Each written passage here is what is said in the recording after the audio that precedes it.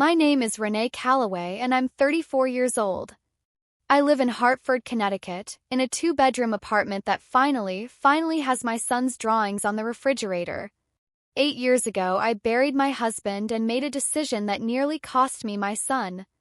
Every month, like clockwork, I wired money home, $45,000 a year, $360,000 total over 8 years, so my little boy would be fed, clothed, and loved while I worked myself to the bone hundreds of miles away. Then, on his 8th birthday, my son grabbed my hand in a hallway, pulled me close, and whispered 6 words that cracked my whole world in half. "Mama, please just follow her tomorrow." That was it. 6 words from a skinny little 8-year-old boy with tired eyes and a too-big hoodie, and something deep in my gut told me I needed to listen. So I did. And what I found when I followed my mom the next morning, I still have trouble saying it out loud without my hands shaking. The money was gone. My son was hungry. And the woman I trusted more than anyone alive had been filling out paperwork to take my child from me for good. Before I get into all of that, if this story is already pulling at something in your chest, hit that subscribe button right now. Every single subscriber on this channel means another person who shows up for stories like this one. And drop your city and your local time in the comments. I genuinely want to know where in the world you're watching from. People tune in from places I never expected, and it blows my mind every single time. Now let me take you all the way back 8 years, to the week I buried my husband and made the one choice I'll spend the rest of my life living with. Daniel died on a Thursday. He was a worker for an electrical company, 30 years old, strong as an ox, the kind of man who'd carry you on his back just because you looked tired. He was doing routine repair work on an electrical box outside of Clarksville, Tennessee when something went wrong with the safety equipment. 240 volts. He was gone before the ambulance arrived. Our son, Mason, was 5 months old. I was 26, sitting in the glider Daniel had built for me in the nursery, feeding Mason, when 2 men in hard hats knocked on the door and changed the rest of my life. I don't remember the exact words they used. I remember Mason startling because I squeezed him too hard without realizing it. The life insurance paid out $140,000. Sounds like a lot until the grief sets in and the bills keep coming and the math stops working. I had just finished my physical therapy degree program, top of my graduating class. I am not bragging, but I had 0 real-world hours under my belt. No clinic in our county was hiring. Closest opening was at a recovery hospital in Hartford, Connecticut, 600 miles north. Day shifts, sometimes 10 hours, sometimes 12, 5 days a week. I couldn't bring a 5-month-old to Hartford. I had nobody there. No family, no daycare that ran through lunch and into early evening, no backup when a session ran long.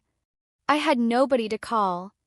My mom drove down the day after Daniel's funeral in her old Buick, smelling like lavender and dryer sheets like she always had. She held Mason on the front porch while I packed boxes, and she said 8 words I have replayed 10,000 times since. "Bring Mason to me. You go to your work."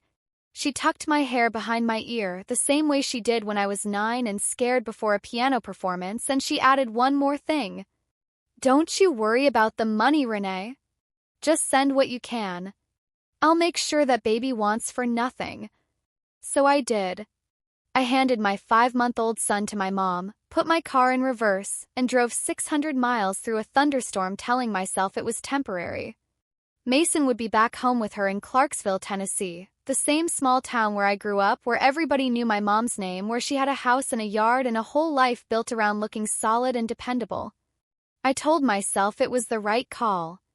That I'd save up, get settled, find my footing, and bring him home within a year. 8 years later, I was still telling myself it was temporary. And my mom had been counting on exactly that. That first year nearly swallowed me whole, and nobody would have known it from the outside. I worked 5 days a week at Harrington Rehab, 8 to 6, sometimes later if a patient needed extra time. I slept in a 1-room apartment above a dry cleaner that hummed and smelled like chemical steam 24 hours a day. I ate discount grocery store roast chicken and whatever the hospital cafeteria had marked down near closing. Every dollar I didn't absolutely need, I wired home. $3,700 a month on the first of every month straight into my mom's checking account. $45,000 a year. I wore the same 3 pairs of work pants for 2 years. I drove a 2009 Civic with a cracked dashboard and a heater that took 20 minutes to warm up in a Connecticut January. I told myself none of that mattered because Mason was okay. 'Cause Mom was sending me photos. Because every night after dinner I'd FaceTime my son and watch him learn to sit up, then to crawl, then to say "Ma" into a phone screen. Mom held the phone for him. She smiled the whole time. "He's doing so good, baby. We went to story time at the library today. He loved it." She sent pictures every few days. Mason in a little striped onesie. Mason in the backyard in a plastic baby pool.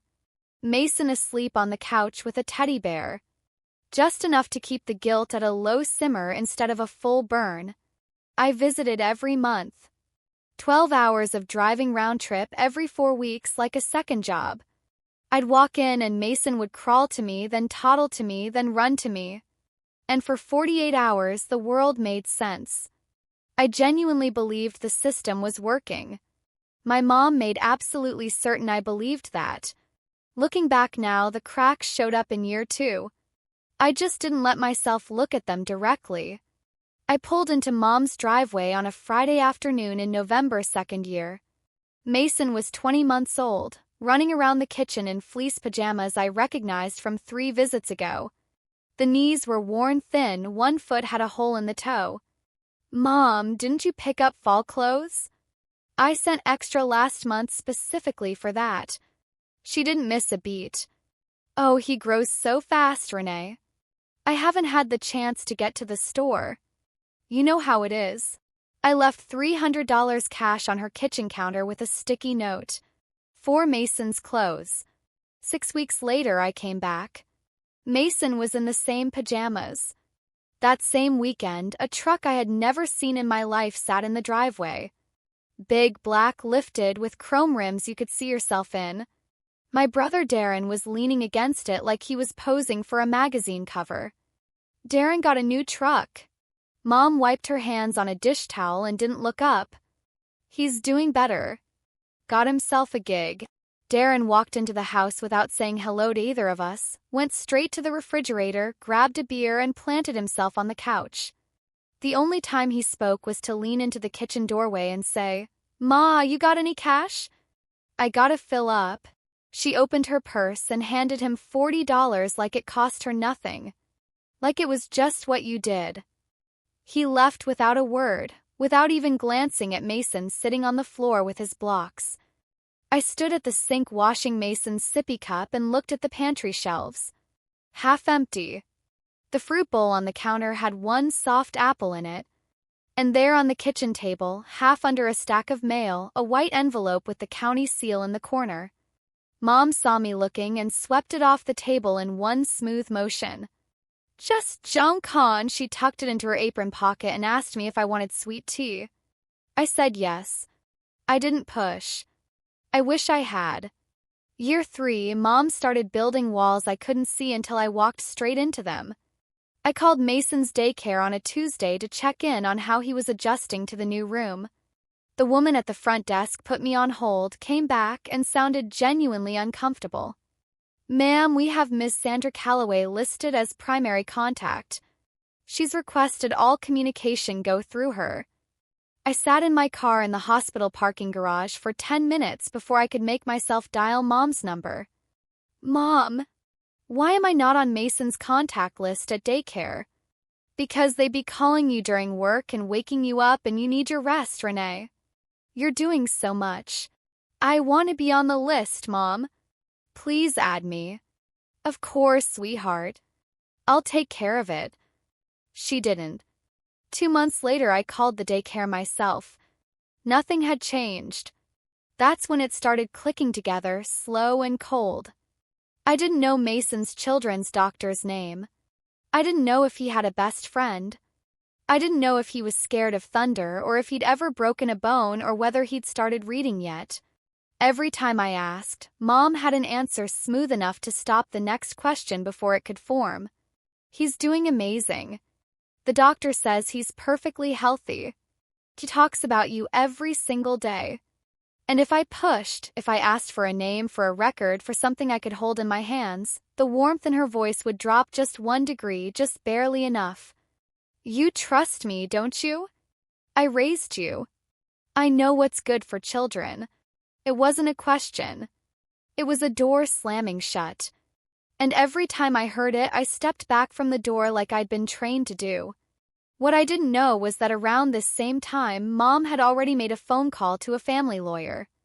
Not for Mason's sake. For her own. Summer of year 4, I was pulling weeds in Mom's front yard while Mason napped inside, and the woman next door came over to the fence.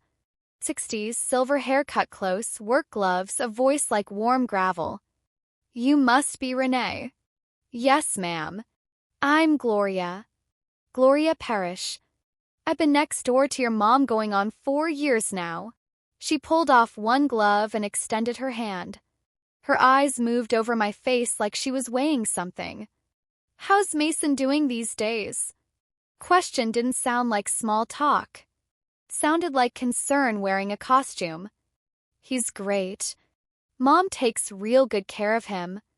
Gloria held my gaze 1 beat too long. Then she nodded, slow, almost to herself. Good. That's real good. She put her glove back on and turned back to her garden. Something about her voice stuck to me like a weight the rest of that weekend. Heavy. Impossible to shake. Inside, Mason sat alone in the living room watching cartoons. I went to the kitchen to get him a snack and opened the pantry. Half a box of off-brand cereal, 2 packs of instant noodles, a jar of peanut butter that had been scraped to glass. The refrigerator, a carton of milk with 2 days left on it, 3 eggs, ketchup. I stood there doing math I didn't want to do. $3,700 a month. This refrigerator. The front door opened and Mom came in carrying 2 plastic grocery bags. Just ran to the store, see? Got us all stocked up. She unpacked with the speed of a woman who'd rehearsed this scene. I watched her line cans on the shelf, and later, after she put Mason to bed, I found the receipt on the counter. $53. For the whole week. Year 5. I did something I'd never done before. I drove down without calling. I'd swapped a shift with a coworker, left Hartford at 4 in the afternoon, and pulled into Mom's neighborhood at 9:30 on a Wednesday night. The porch light was off. The front door was unlocked. I stepped inside and the TV was running in the empty living room. And then I heard it, a spoon scraping the bottom of a bowl. Mason sat at the kitchen table in his school clothes, eating instant noodles by himself. The overhead light was the only light on in the whole house. He was 6 years old. There was nobody else home. Hey, buddy. I crouched down next to him. Where's Grandma? He didn't look up from his bowl. She went to Uncle Darren's. She goes there a lot at night. I called Mom. She picked up on the 7th ring. Her voice was clipped. Oh, I just stepped out for a minute. Darren needed some help with something. I'll be right back. She walked through that door 2 hours and 20 minutes later. Her eyes were red. Her purse hung open and her wallet was visible, noticeably thinner than it had been when I'd seen it last week. What happened? Darren had a rough night. He lost some money. Gambling thing. I had to help him get himself calm. I looked at the kitchen table. Empty noodle bowl. Paper wrapper. My 6-year-old son had made his own dinner and eaten it alone in a dark house while Mom was out helping my brother get out of whatever hole he dug himself into that particular night. After I put Mason to bed, he mumbled something halfway to sleep that turned my blood cold. Mommy, I don't like going to Uncle Darren's. His friends are mean and it smells like cigarettes. I sat on the edge of his mattress for a long time after that. I sent you $45,000 a year. And my son was eating instant noodles alone in the dark. The next morning, I laid it out plain. No drama, no blame. Just a plan. Mom, I want to bring Mason home to Hartford with me. I can find an after-school program. I can make it work. She was slicing a banana for Mason's cereal. The knife stopped. You want to pull that child out of the only home he's ever known? He has school here. His friends are here. His doctor is here. I'm his mother. You're a mother who's been 600 miles away for 5 years. She set the knife down with a soft click. A family court judge is going to look at a woman who is gone for 5 years and see someone trying to yank a child away from a stable, loving home. The word judge sat in the room like a third person at the table. I've spoken to someone, she said. A lawyer. I'm just telling you so you're not caught off guard. She didn't raise her voice. She didn't need to. I understood exactly what she was telling me. If I tried to take Mason, she would fight me in court. And she had 5 years of daily custody, a local address, school sign-up, a children's doctor on record, all in her name. My name was on a wire transfer. That was it. I drove back to Hartford shaking so hard I had to pull over on the highway. And I made a decision right there on the side of the highway that I have never regretted. I would not fight her blind. I would plan. I would write everything down. I would be ready. For the next 3 years, I kept sending the money. I kept visiting. I kept smiling. And I started paying attention to every single thing. May of year 8. Mason's 8th birthday. I made the drive down with my back seat loaded, new sneakers he'd asked for on FaceTime, a book series he'd been begging for, a navy blue jacket because the one I'd sent in October had disappeared. I walked into Mom's house expecting at least something. Balloons, a few kids from his class, a real cake.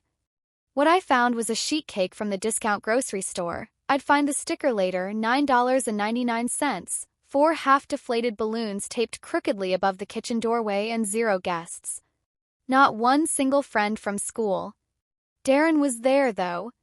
New watch, new sneakers, stretched out in the big chair like he owned the place. He didn't get up when I came in. He barely looked at Mason. Mason ran to me the second he heard my voice and I wrapped my arms around him and I really felt how thin he was. Like a bird. His ribs pressed against my forearms. He was wearing a winter coat in May. The zipper pull was broken off. The lining was coming through a tear at the shoulder. Baby, where's the jacket I bought you at Christmas? He just shrugged and looked at the floor. We sang Happy Birthday. Mom held up her phone to record it, smiling the whole time. Darren ate 2 slices of cake without a word. And then, when Mom went to get napkins from the kitchen, Mason tugged my sleeve so hard it pulled me down to his level. He pressed his lips to my ear. His voice was barely a breath. Mama, please don't send Grandma any more money. Just follow her tomorrow. Please. You'll see. I looked at my son. 8 years old. Thin face, knowing eyes, a paper plate of discount grocery cake in his hand. What do you mean, buddy? He shook his head fast and firm. Just follow her. First thing in the morning. Promise me. From the kitchen, Darren's voice. Ma, I gotta talk to you later. It's important. Mom's eyes cut to the doorway, checking if I'd heard. I had. I was staying one more day. Okay, I have to stop here for a second. This part isn't in the main story. This is just me talking directly to you. When your 8-year-old child is the one trying to protect you, something has gone seriously, deeply wrong. Mason should have been thinking about birthday cake flavors and what games he wanted to play. Instead, he was tracking where the money went and figuring out how to show me the truth. So I want to ask you something, and I really want you to answer this in the comments. If your child or any child you love told you to follow someone you trusted completely, would you do it without hesitation? Or would part of you resist? Would you make excuses for that person first? Be honest with me. Drop your answer below. And while you're there, tell me your city and what time it is where you are right now. I read every single comment and I always reply. This community right here is something special, and if you haven't subscribed yet, now is the moment. Hit that button so you never miss a story like this one. All right. Let me tell you what happened Sunday morning. I told Mom I had to leave early. Work stuff, I said. Cover shift. She hugged me, told me to drive safe. I hugged Mason at the door, knelt down, looked him in the eye, and whispered, I'm not leaving, baby. I'll be close. I promise. I backed out of the driveway, turned left, and parked 2 blocks over behind a church van. Engine off. Windows cracked. I could see Mom's front door in my side mirror. At 9 o'clock, she walked Mason to the corner for the church van that picked up kids for Sunday school. She waved him off, walked back inside. 14 minutes later, she came out with her purse, got in her car, and headed west on Meridian. I followed her 3 car lengths back. She didn't check her mirrors once. Why would she? No one had ever questioned her. She had the reputation of a saint, and she'd spent years building it, brick by brick, smile by smile. 25 minutes out of town, past the Dollar Tree and the old grain storage building, she turned down a gravel road I'd never been on in my life. And that's when I saw it. Darren's place. Except it wasn't the small trailer I'd heard about anymore. There was a new metal roof on it, silver, clean, practically gleaming. A wood deck with wooden trim around the bottom and flower boxes. A freshly graveled driveway.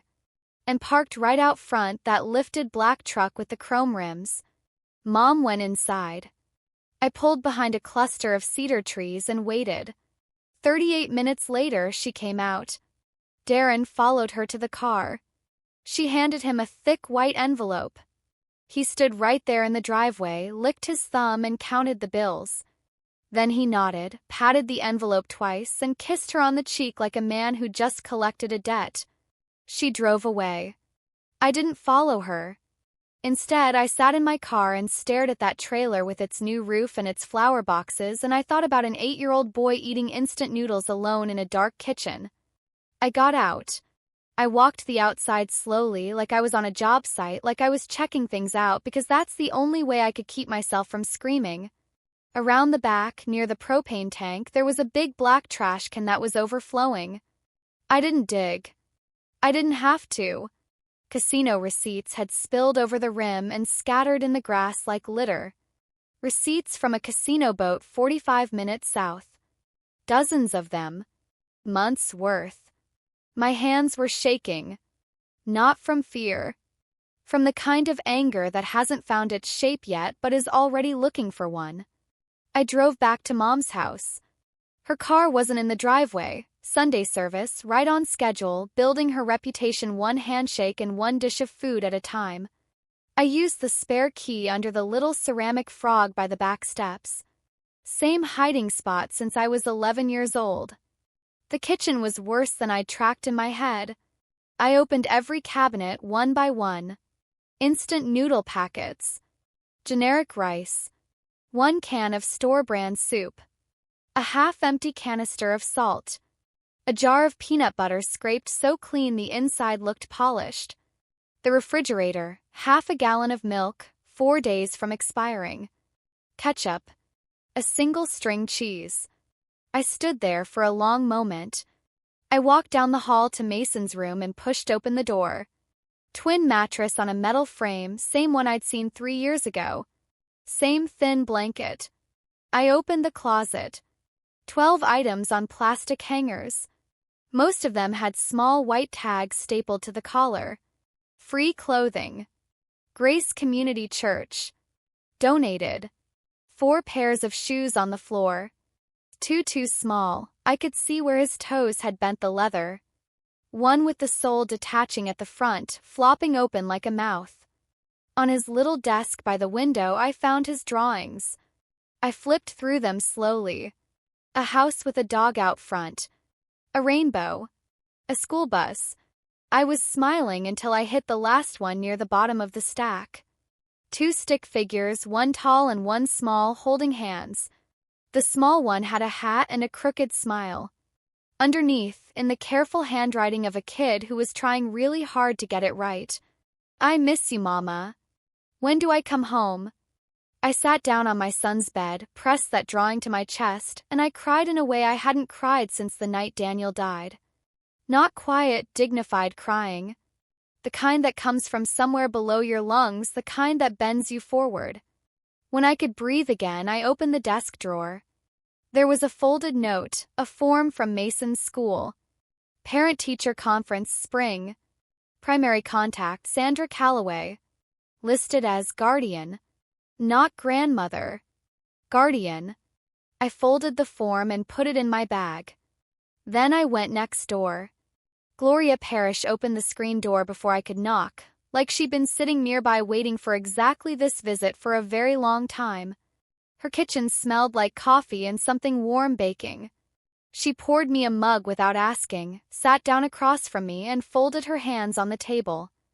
"I've been wanting to talk to you," she said. "For a long time." "But your mom, she told everyone on this street that you walked away. That you chose your career over your child, and that was that." She turned her mug slowly. "I didn't believe it. But I didn't know how to get to you. Tell me what you've seen." She took a breath and told me. Darren came by 2 or 3 times a week. Every single time he left, he had something: cash in an envelope, a rubber-banded roll, once a Ziploc bag she couldn't see into but could guess about. She watched from her kitchen window. There had been nights, she paused here and her voice tightened, when she'd looked out and seen Mason on the front porch steps after dark. 8 o'clock. 9 o'clock. One night she'd gone over and knocked. Nobody answered. She found Mason sitting on the steps in his pajamas. He said his grandma went out. He was 6 years old. I brought him in, made him a grilled cheese and some soup, sat with him until your mom came home at 10:30. She stopped, looked at her hands. Your mom thanked me and took him inside. Next morning she came over and told me to mind my own business. Said if I called anybody, she'd tell them I was the one being inappropriate. That I was the problem. Gloria's voice cracked on the last word. "I'm sorry. I should have pushed harder. I should have found a way to reach you." I reached across the table and held her hand. "You fed my son when nobody else did. You don't owe me a single apology." Before I left, Gloria said one more thing. "Your mom's been telling the church ladies she needs to make things official soon. Something about legal paperwork and making sure Mason's taken care of properly. I heard it just last month at the potluck. I already had a guess what kind of paperwork." I sat in my car outside Gloria's house and called the county courthouse office. Hands steady. Voice professional. 8 years of working with patients in pain teaches you how to keep it together when everything inside you is on fire.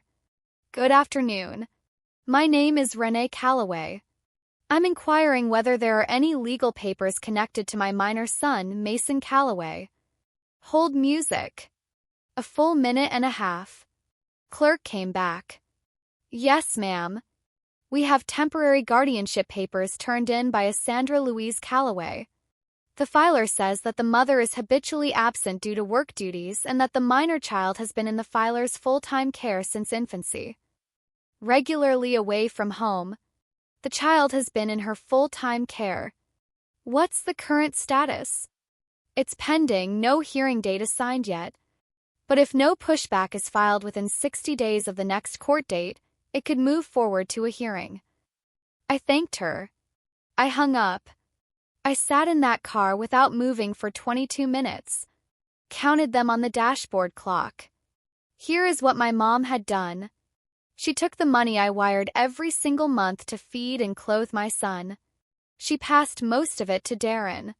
She let Mason go hungry, go unclothed, go alone at night in an empty house.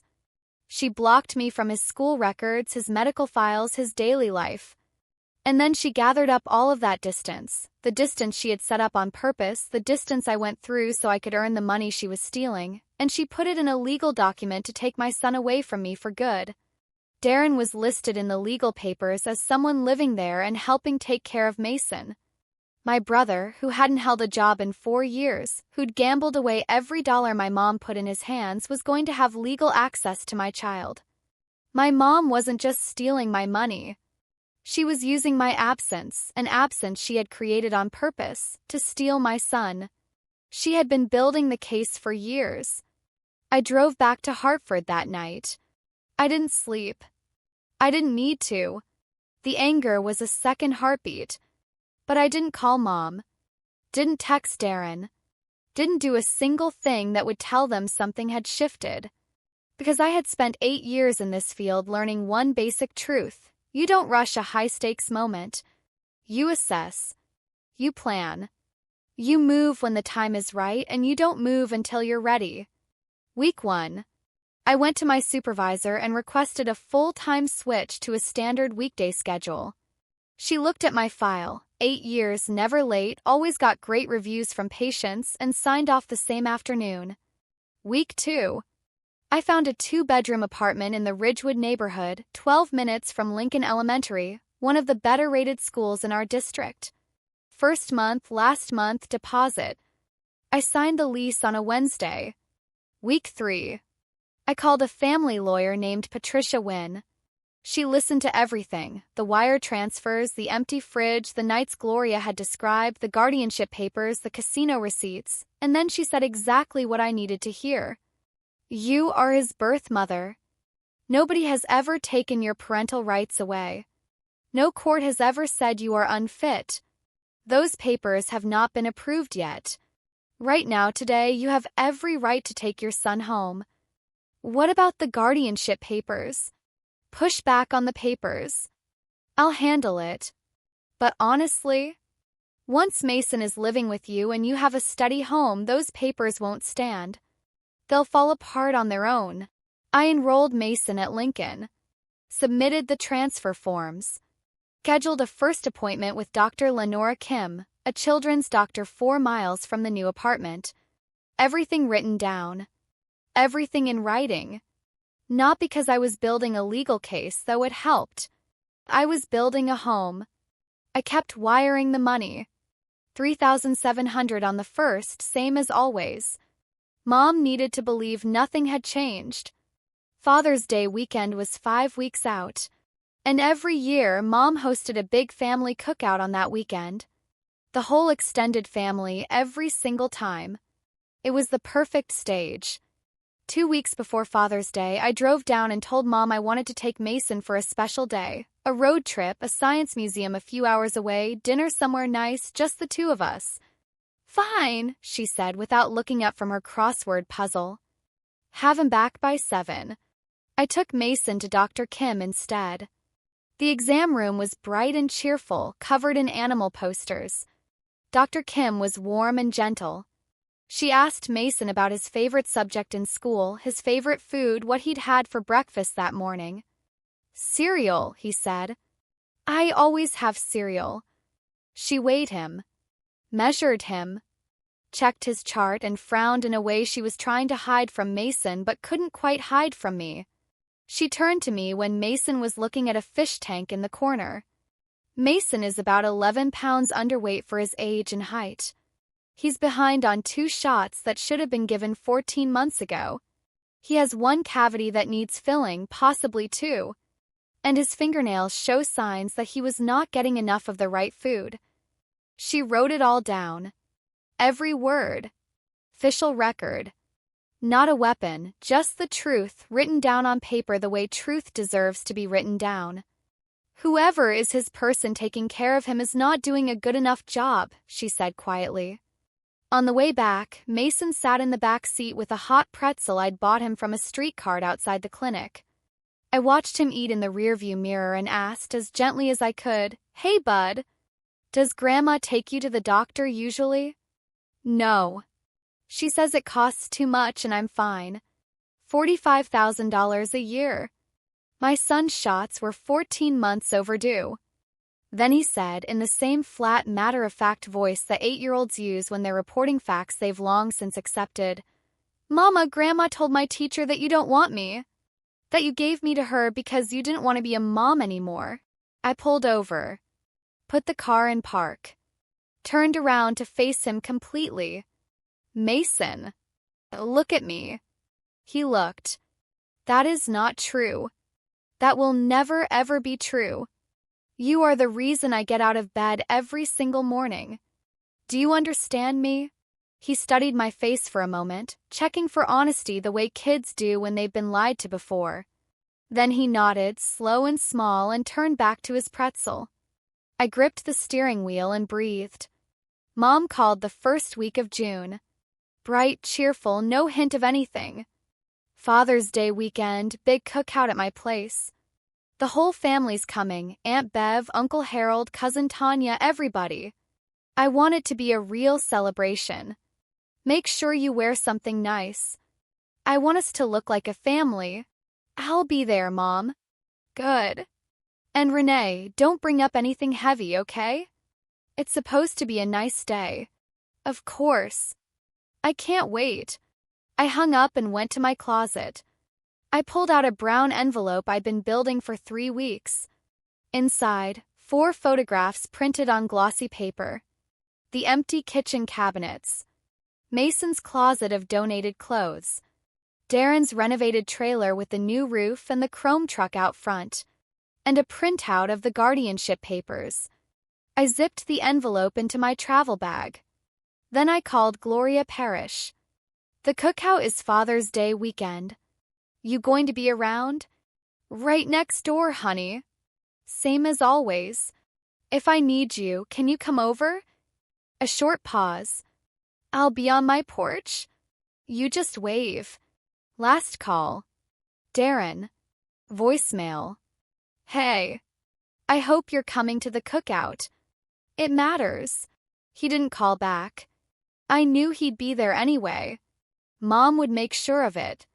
I arrived Saturday afternoon, the day before the cookout, while Mom was already in full production mode. Marinating ribs. Ironing a tablecloth.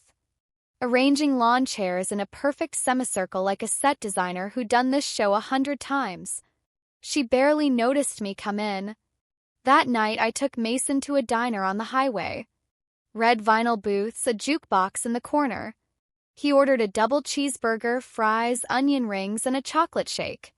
He ate every last bite, used his last fry to clean the ketchup off the plate, and looked up at me with the expression of someone who has just confirmed a theory. The waitress caught my eye and smiled that specific smile, the kind that says that kid was hungry. I asked Mason gently about his days, about what he saw, about what happened with the money. He told me in the calm, quiet way of a child who had taught himself to notice and record instead of cry about it. Darren came by almost every week. They'd argue, and then his grandma would give him an envelope and he'd leave and she'd go sit in her room. She'd told Mason not to mention it. The food was always low after Darren visited. Some nights, when she went out, Mason made his own noodles because he knew where the packets were and knew how to use the microwave. Gloria had given him food at least a dozen times. He called her Miss Gloria and she always had string cheese. The end, after he'd finished his shake, Mason looked at me with those old, tired eyes that belonged on someone 3 times his age, and he said, "Mama, are we going to have a fight with Grandma tomorrow?" I took both his hands across the table. "No, baby. I'm just going to tell the truth. That's all." He thought about that for a second. "Is that enough?" "It's always enough." He almost smiled. "Almost. After tomorrow," I said, "you're coming home with me. For real. For good." His eyes went wide. "Promise. Promise." He sat back and said nothing for a moment. Then, "Can I bring my drawings?" "Every single one. Father's Day. 10:30 in the morning." The sun was already brutal, bouncing off the gravel driveway, and the bugs were screaming in the trees. Mom's yard looked like a magazine spread. American flags on stakes along the fence. A long table in red and white check cloth. The grill sending smoke up into a cloudless sky. Sweet tea in mason jars on a tray. Everything arranged. Everything on purpose. Mom didn't throw a cookout. She produced one. They arrived in waves. Aunt Bev first, with deviled eggs and a voice made for large rooms. Uncle Harold behind her, quiet and watchful, ball cap creased sharp. Cousin Tanya and her husband with their 2 teenagers. Mom's neighbor Mrs. Abbott from 2 doors down, who'd been coming to these cookouts for 15 years. About 22 people total, settling into lawn chairs like they'd been doing this forever. Mom moved through the crowd with a pitcher of sweet tea and a smile that could soften concrete. She held Mason's hand and introduced him to everyone like a blue ribbon exhibit at a state fair. "Y'all know my grandson. I've been raising him since he was 5 months old. 8 years. He's my whole heart." Nods of approval. Quiet agreement. "Lord, Sandra, you're a saint. That boy is lucky to have you." Darren arrived last. Sunglasses, new polo, good cologne. He grabbed a beer and leaned against the fence. I walked in with my travel bag over one shoulder, the brown envelope inside, wearing clean jeans and a blue blouse. Bev looked me up and down. "Nice of you to show up, Renee. Your mama does all the heavy lifting, you know." I smiled. I didn't answer. Mason ran to me the second he saw me and I held his hand and didn't let go. Cookout ran its course. Ribs, potato salad, cornbread, watermelon. Teenagers chased each other around the oak tree in the backyard. Mom collected compliments like they were rent. I sat and watched and waited. Mason sat beside me and ate more than any child at that table. 2 ribs. Second plate of potato salad. An ear of corn. A biscuit. Tanya's husband leaned over to Harold and said with a laugh, "That boy is putting in work." Harold watched Mason eat and didn't say anything. Darren was on his 3rd beer when he made his mistake. Cousin Jerome asked him how things were going, if he was still at the auto shop. "Nah, man. I left that months ago." Darren waved his bottle. "Don't need it. How you paying for all that?" Jerome nodded toward the truck. Darren's eyes flicked to Mom. "Just for a second. Just long enough. Odd jobs here and there." Mom cut in smooth and fast. "He's getting back on his feet. We're all supporting each other. That's what family does." And Bev across the table looked at the truck. Looked at Darren. Said nothing. But her jaw tightened.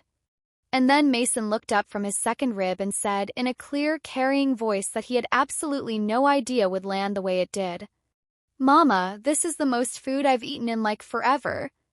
The table didn't go silent. But it shifted. Bev heard it. Harold heard it. Tanya's husband stopped chewing. Mom laughed quickly. "Oh, he's just being dramatic. You know how kids are." But Bev was looking at Mason's clothes now. 2 short jeans. The sneakers with the torn side. And she was looking at Mom. Darren leaned back in his chair and grinned at Jerome. "Life's good, man.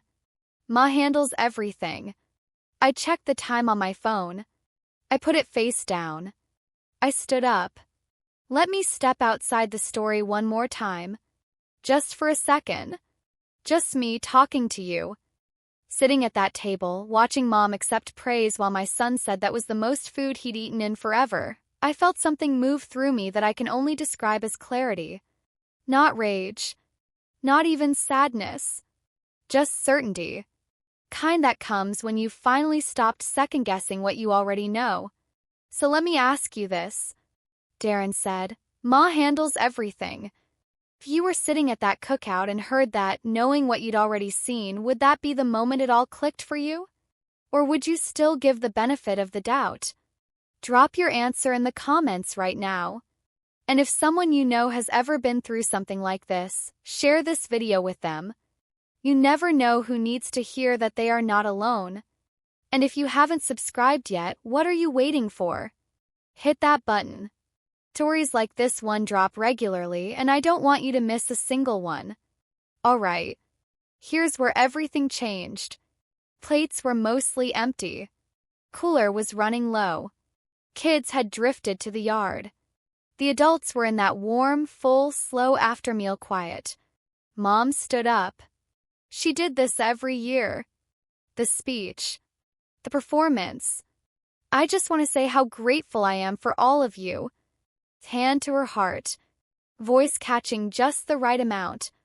Family is the only thing that matters in this life. And this little man, she reached for Mason. He was on my lap. Her hand hesitated. Is my whole reason. I've given up everything. Everything.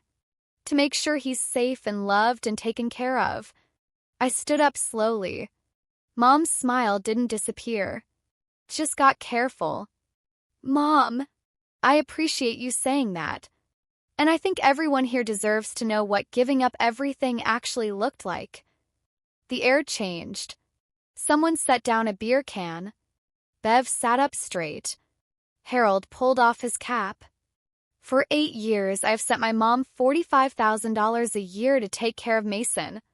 That is $360,000. The number moved through the table like an electric current. Bev's hand went to her mouth. Jerome stopped mid-sip. Harold set his cap on the table, the thing he did when he was giving his full and complete attention to something. I want to show everyone where that money went. Mom's hand moved toward my bag. I put mine flat on top of it. Not yet, Mom. Her hand pulled back. Her smile was completely gone. What replaced it? I had never seen that expression on her face before, not directed at me in front of other people. It was fear. I opened the envelope and laid the first photograph on the table. Turned it so everyone could see. This is Mom's kitchen. Last month. I took this photo myself. Bin cabinets. Ramen. Ketchup. A refrigerator with nothing but expiring milk. This is what my son eats. Tanya's mouth opened, then closed. Bev leaned forward. Harold set down his drink. Second photo. Mason's closet. Donated clothes from the church clothing drive, tags still attached. Shoes too small. A blanket so thin you could see light through it. These are my son's clothes. From the Grace Community Free Closet. Church donations. I sent $45,000 a year. My son wore hand-me-downs from strangers. Harold picked up the photo and held it under the light. Third photo. Darren's trailer. New metal roof. Fresh deck. Satellite dish. The black chrome truck gleaming in the driveway. This is Darren's place. New roof, new deck, new truck. I didn't connect the dots. Every set of eyes at that table did it on their own. Aunt Bev turned and looked at Darren. Darren looked at the ground. Last document. I set it down carefully. And this is the legal petition my mom filed with the county court to take full guardianship of my son. Using my absence, the absence I went through to earn the money she was taking, as grounds. Table erupted. Not in shouting. In the heavy, crushing silence of 22 people processing the same hurt and shock all at the same time. Mom shot to her feet. That is not. You are twisting this. You are taking it out of... Darren, this is bull. This is complete bull. Aunt Bev's voice cut through both of them like she was made of something harder than bone. Sit down. Both of you. Sit. Down. They sat. Harold held the trailer photo in one hand and the kitchen photo in the other, comparing them side by side. He looked at Mom. Sandra, that truck is brand new. How did Darren get the money for it? He worked for it. Darren opened his mouth.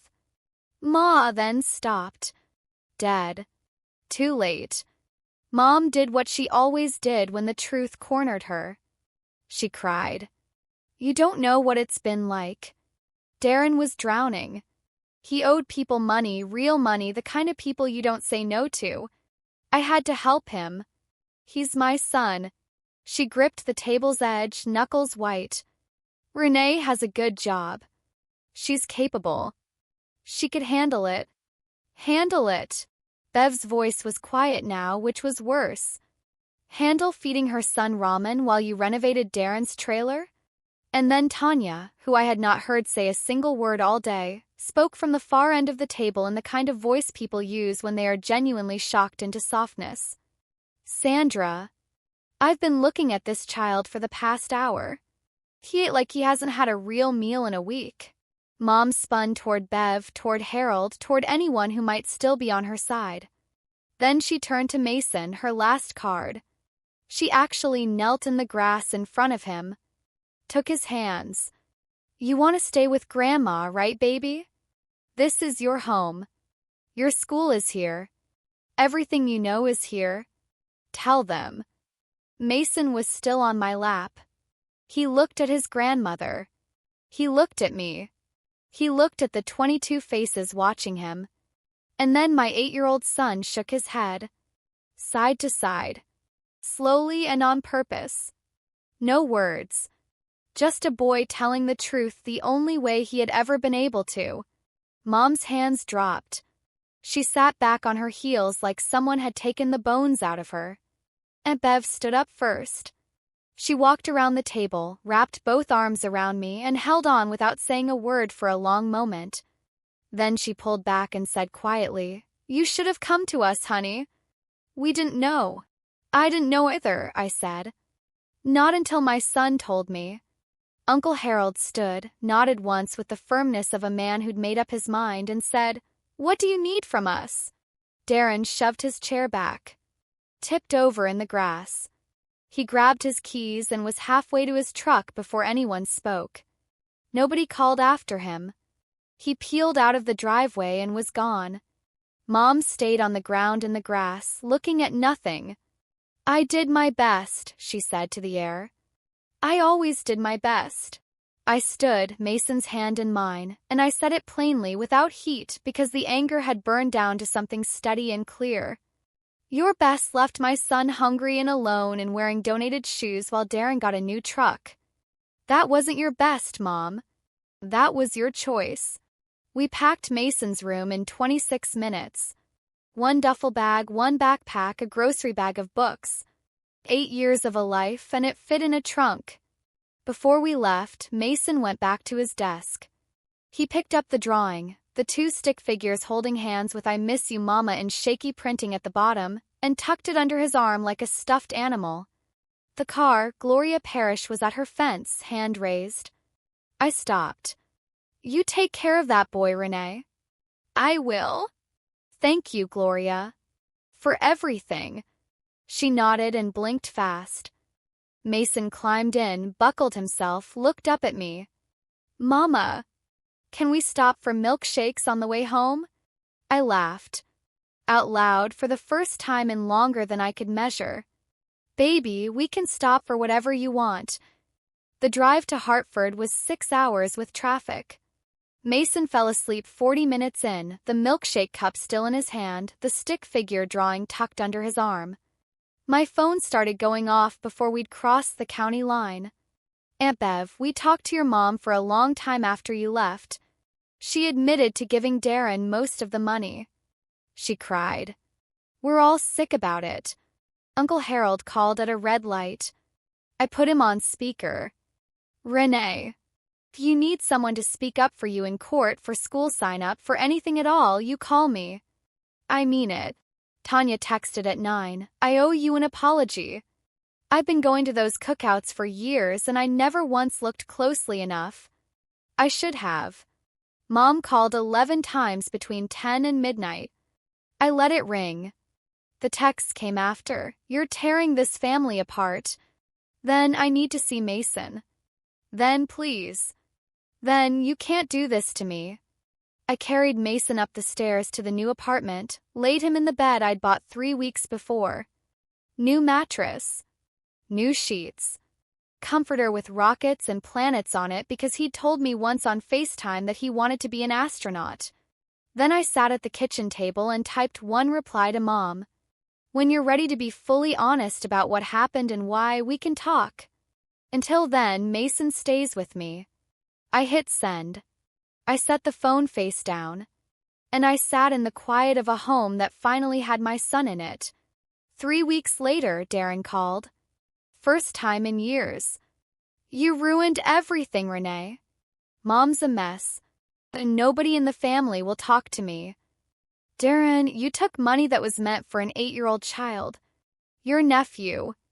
He ate instant noodles while you put a new roof on your trailer. Mom gave it to me. I didn't steal nothing. You're right. She gave it to you. That makes you both responsible. Silence. I could hear a TV in the background. A lighter flicking. I got debts. Real debts. People I have to pay back. That's not my problem anymore. It never should have been. He hung up. No goodbye. Just the click of a man who'd burned through every bridge and was now standing at the edge looking down. I won't tell you I felt nothing. Darren used to carry me on his back when we were kids. He taught me to ride a bike. He was my big brother and I loved him, and that little boy was still in there somewhere under all the bad choices. But somewhere between the casino receipts and the chrome rims and my hungry son eating noodles alone in the dark, I had made peace with the fact that loving someone and protecting yourself from them are not opposites. Over the next several months, everything collapsed at once for Darren without Mom's money keeping him afloat. He fell behind on the trailer payments. Truck followed shortly after. By late fall, he was bouncing between a friend's garage and a motel on the state highway. Aunt Bev told me what finally came out. Your mom admitted Darren's had a gambling problem for over 10 years. She's been covering for him the whole time, not just with your money, but her own Social Security check. She's been giving him everything. She's got almost nothing left. By December, Darren had enrolled in a county addiction treatment program. I don't know if it stuck. I hope it did. But I decided a long time ago that hoping is different from funding, and I'm done funding.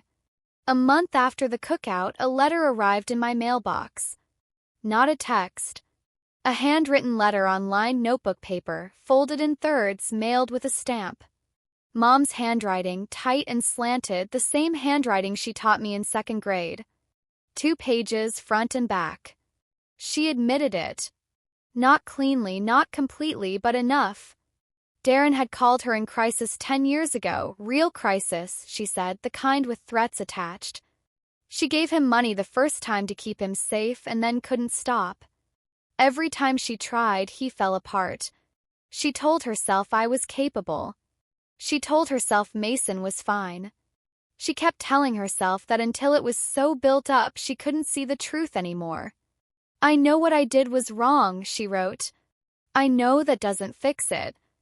And then on the 2nd page, I'm his grandmother. You cannot keep him from me forever. I had my reasons for the paperwork.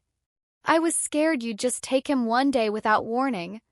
Without warning. As though 8 years of empty refrigerators and donated shoes and a child eating alone in the dark weren't a warning I'd been sending every single month. I read the letter twice. Folded it. Put it in the drawer next to Mason's stick figure drawing. Mom was sorry. But she was sorry the way people are sorry when they've run out of options, not the way people are sorry when they truly understand what they've done. That's a different kind of sorry. One I'd learned to tell apart from the real thing. A week later, Aunt Bev called to tell me Mom had agreed to withdraw the guardianship papers. It was done. Filed and gone. One less battle. I was grateful. I did not celebrate. I kept the door unlocked, but I put a lock on it and I held the key. First day of school. September. Mason stood on the front steps of Lincoln Elementary in the new jeans and new sneakers we'd picked out together the week before, a backpack with a NASA patch on the front pocket, squinting into the morning sun. He turned and waved at me until I was a dot at the end of the drop-off line. His teacher emailed me 3 days later. Me, not my mom. Me. Mason is settling in beautifully. He's already made 2 close friends and he loves the science center in the back of the room. He told me he wants to be an astronaut. I read that email 4 times. By October, Mason had gained 7 pounds. Dr. Kim said he was tracking right back to normal. Shots all caught up, cavity filled. His coloring changed. The pale, dull look his skin had was gone, replaced by something flushed and warm and alive. I worked standard hours now. Clocked out at 5, picked Mason up at 5:15. We cooked dinner together 3 or 4 nights a week. Nothing fancy, but real food, hot food, food that didn't come from a little packet. He was particular about garlic. He decided early that everything needed more garlic than the recipe called for, and he was not negotiable about it. He drew a new picture and taped it to the refrigerator himself. 2 stick figures again, but this time they were inside a house. A table with food on it. A window with a sun outside. At the bottom, in steadier printing than I'd seen before, me and Mama at home. I stood in front of that refrigerator, packed full, door barely closing, and thought, this is what $360,000 should have looked like. This. Right here. This whole time. One evening, Mason looked up from his homework with that particular expression he gets when he's been thinking about something for a while. Mama, can Grandma come visit sometime? Not to stay. Just visit. Even after everything, my son did not hate his grandmother. I had not asked him to. Love doesn't work like a switch, and I didn't want to be the person who taught him it did. Maybe someday. When things are a little more settled. He nodded and went back to his math. 6 months after the cookout, I agreed to meet Mom. Not at her house. Not at mine. A public park near downtown Hartford. A Saturday afternoon. The Mason on the swings, me on a bench, Mom in a lawn chair I'd bring for her. I told her clearly, this was the arrangement. She arrived in a car I didn't recognize. Older, smaller than what she'd been driving. She looked different too. Thinner. The dye in her hair had grown out and she hadn't replaced it. Polished, put-together image was gone. What was left was a 64-year-old woman who had finally run out of performance. She saw Mason on the swings and stopped walking. Her chin trembled. Mason! He looked over, jumped off the swing, and ran to her. Hugged her. She crouched down and held on like she was afraid of falling. But here's the thing. When he pulled back, he looked over her shoulder toward me, checking in. Then he went back to the swings. He hugged her the way you hug a relative you're glad to see and also slightly don't know what to say to. Warm, present, not desperate. The hug of a child who has a home. Mom came and sat on the bench next to me. We watched him pump his legs and sail higher. He looks healthy, she said. He is. He looks happy. He is. A long pause. Wind in the trees. I'm sorry, Renee. I believe you're trying to be. I mean it this time. I looked at my son going higher and higher on the swings, his sneakers catching the afternoon light. Saying it doesn't refill 8 years. So here's how this works going forward. You visit when I say. You don't take him anywhere without me present. And if Darren's needs ever come before Mason's again, even once, this door closes for good. She nodded. No argument. No tears. No excuse. Just a nod. We sat on that bench for an hour and a half. Mason asked us both to watch him try to jump off at the peak, and we both said absolutely not, and he grinned like that was exactly the answer he'd been hoping to get. It wasn't forgiveness. It wasn't punishment. It was a boundary. Built precisely, built carefully, built entirely out of love for a little boy who had deserved better from both of us for far too long. 1 year after that cookout. Father's Day again. No big family production this time. Just me and Mason on our apartment balcony, grilling hot dogs on a small charcoal grill I'd bought for $20 at a yard sale, playing music from a little Bluetooth speaker, the city spreading out below us in the early summer heat. Mason is 9 now. He's 4 inches taller than he was a year ago. He reads at a level 2 years above his grade. He argues about bedtime with the confidence of a child who has never once doubted he'll still be loved on the other side of the argument. He is deeply, almost stubbornly particular about garlic and pasta sauce. I got promoted to lead therapist in the spring. Better salary, slightly saner hours, and a title I earned on 6 hours of sleep, 8 years of peanut butter sandwiches, and a whole lot of nights when I had no idea if any of it was going to work out. Darren sent Mason a birthday card last month. No money, just a card with a rocket ship on the cover and his name signed at the bottom. I let Mason keep it. He pinned it to his corkboard between a spelling test he got 100 on and a photo of us at the state fair where he won a stuffed dinosaur by throwing rings. Mom visits once a month. Bev or Harold drives her up. She brings homemade snickerdoodles, actually homemade now, I watched her make them once, and sits in the living room while Mason shows her his drawings and tells her about science class. She doesn't push for more. She doesn't ask. She's learning slowly the way people learn when the alternative is losing everything that matters. I lost $360,000. But I want to be honest with you about what the real loss was because the money is just numbers. The real loss was 8 years of my son's childhood that I will never get back. 8 years of drawings I never saw made. 8 years of dinners I never cooked for him. Nights he spent alone on a porch step waiting for someone to come home. A birthday party with no guests and a $9 cake. The real loss was a version of my mom I had been holding on to, a woman who maybe never fully existed, the one who brushed my hair behind my ear on a porch after a funeral and meant every word she said. But here is what I know now on the other side of all of it. The moment your child has to protect you instead of the other way around, something is broken. And fixing it doesn't require an explosion. Doesn't require a big blow-up or a performance of your own.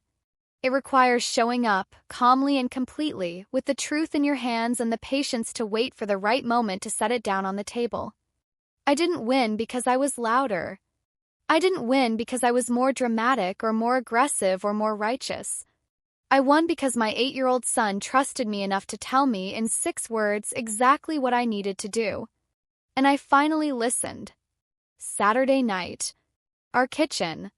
Mason stands on the step stool stirring spaghetti sauce, wooden spoon in hand, the absolute concentration of a person who takes their cooking duties seriously. The apartment smells like garlic, a lot of garlic because I let him do the garlic himself, and butter bread warming in the oven, and something specific and one of a kind that I can only describe as the smell of a home where someone is cooking dinner because they want to, not because they have to prove anything to anyone. The refrigerator hums behind me. Packed. The door sticks a little when I try to close it because there is so much food inside. Milk, eggs, chicken for tomorrow, a container of leftover soup, strawberries Mason picked out himself at the farmer's market, orange juice, string cheese, all of it, everything a child should reach in and find. Mason's drawing is still taped to the door. Me and Mama at home. Crayon edges are starting to soften with age, but I will not take it down. Not ever. He sets down the spoon and looks up at me. Mama, can we have milkshakes after dinner? It's Saturday. So yes. So yes. He grins. No worry in it. No watchfulness. Just a 9-year-old boy in a warm kitchen on a Saturday night, fully and completely certain that he is home. My phone buzzes on the counter. Mom, can I call Mason tonight to say goodnight? I look at my son. Grandma wants to say goodnight. You want to talk to her? Yeah. For a little bit. I dial. Hand him the phone. He holds it with both hands the way he's held phones since he was a toddler. Hi, Grandma. Guess what? I got 100 on my science test. Her voice through the speaker, quieter than it used to be. Oh, baby, that's wonderful. I'm so proud of you. I listen. Not warm, not cold. Present. Aware.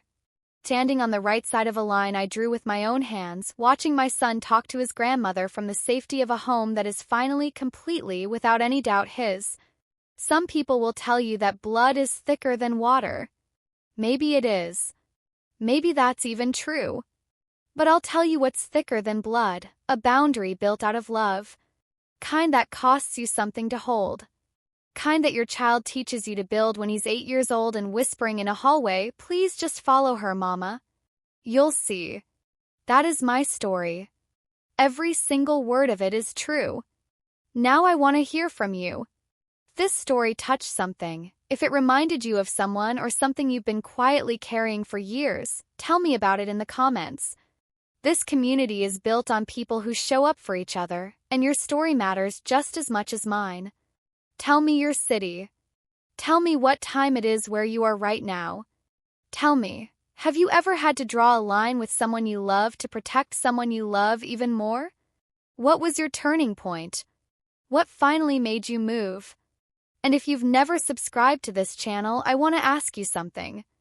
You just spent time with this story. You felt something. That feeling? There are more stories like this one every single week. Hit subscribe so you're here for the next one. Turn on the notification bell so you never miss it. Takes 2 seconds and it means more to this channel than you know. Share this video with one person today. Just one. Someone who needs to hear that they are not alone. That their situation is not invisible. That a child whispering the truth is enough to change everything. Before you go, there is another story waiting for you in the description. Click the link and I will see you there. Thank you for listening. Thank you for being here. Take care of your people.